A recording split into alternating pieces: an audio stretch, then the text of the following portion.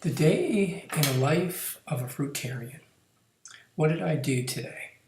Well, this morning for breakfast I had rambutans, mangosteens, mangoes, dragon fruit, and good old reliable bananas.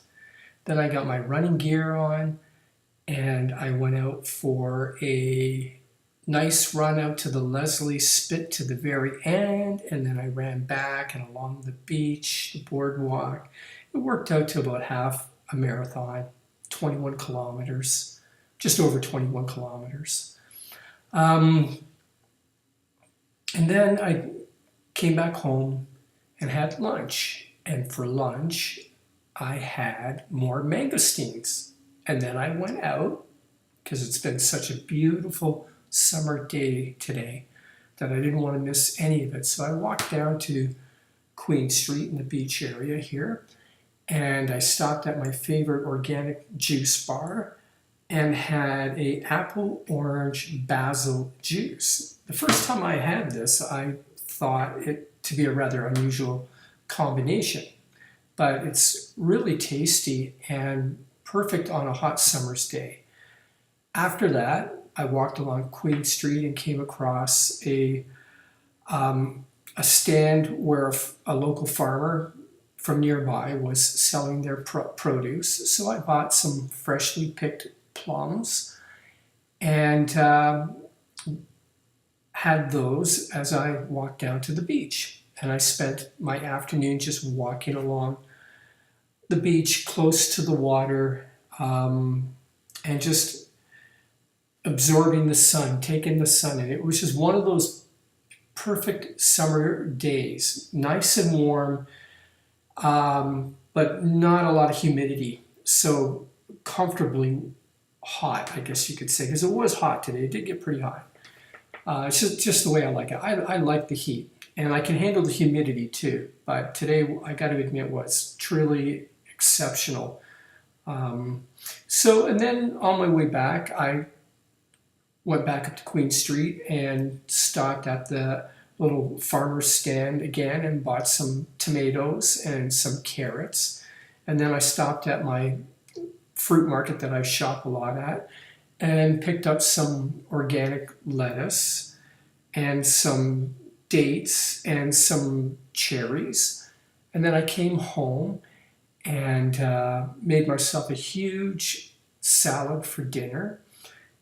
With half an avocado, and then afterwards I had a cherry banana with frozen bananas and cherries put in the blender. I made a cherry banana nice cream, and that was amazing. I photographed it. I put it in a wine glass with the cherry on top, and I photographed it and I put it on Instagram. Go to my Instagram site, Grassroots Vegan, and you could see it there. And then after that, I went out again. I like to go to, in the evening time, I like to do a little bit of reading. And so I went to Starbucks. That's where I like to read. I don't order coffees anymore. I have herbal teas. So I ordered an herbal tea and sat down and read my book and relaxed. And you know, there's this lady there who has definitely, she's there all the time, and she sleeps. You know, the arrangement at this particular Starbucks, there's a fireplace and there's a sofa and a couple of armchairs on one side and a sofa on the other side. And so she has her spot that she sits down. She's got bags of clothes and other items. And you know that she's definitely hit some hard times here. And I don't know if she has a place to live, if she's in some kind of shelter, I'm not sure. But you know, she doesn't fit the Starbucks kind of environment. And when you initially see a person like that in Starbucks, and she never buys anything, she drinks water. You kind of, at first, you judge a book by its cover, and you've really got nothing good to think about this person. What are they doing here? They don't belong here, you know. Fortunately, Starbucks has a very good attitude about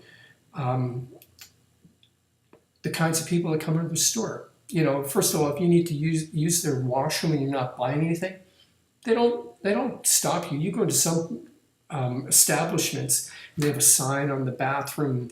You know, if you're not a customer, you can't use their washroom, or you've got to get a key to get in.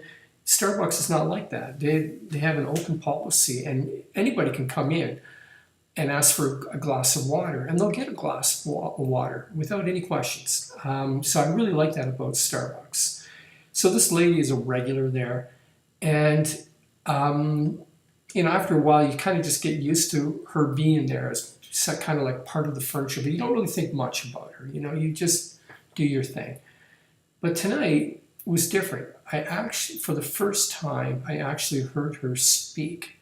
She was talking to another woman, and I think this other woman was actually trying to, maybe she thought she could help her out in some way and find out where she's coming from. But what the response that came from that woman was, I found really surprising. She started speaking these wonderful words of encouragement on how she's so thankful for life, and every day she gives thanks for being alive, and she's talking on and on. And it kind of, things turned around. And actually, I think the woman that was, you know, in hard times was inspiring the other woman. And I was amazed. And not only that, she was very articulate as well. I wouldn't have expected that. And it just, you know, it just really hit home for me to never judge people at face value. You just don't know where they're coming from. And, you know, I think about my, like since I was a teenager and I had a God experience, I have done some really extreme things to try to get closer to God, from extensive fasting to spending time in a monastery, a Catholic monastery, to wandering in the wilderness of Kamloops, BC, for the purpose of getting close to God. And I've got some wonderful experiences I can share with you through all of that, and I will in another video.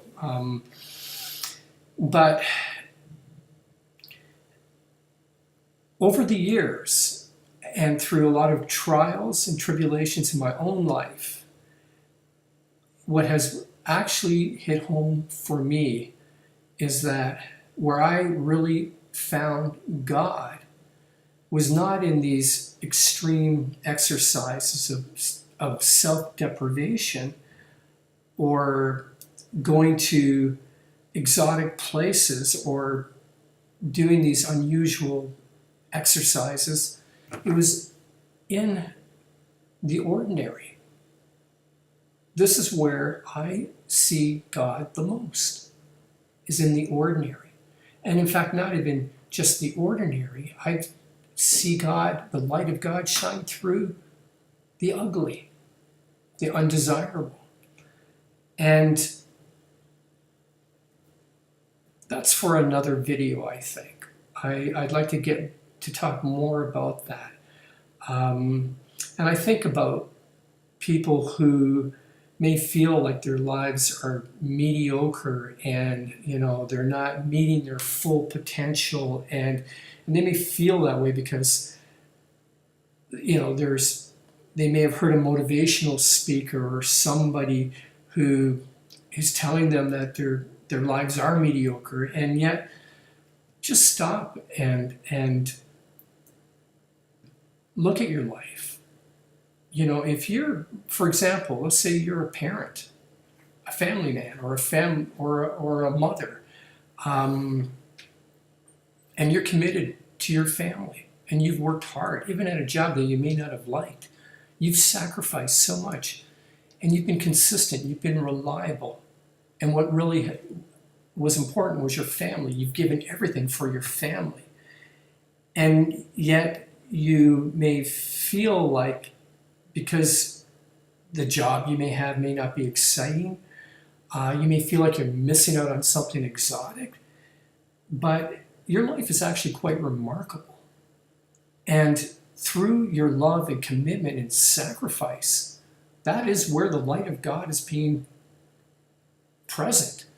And it's just a matter of recognizing that, of seeing that, that the presence of God is right here.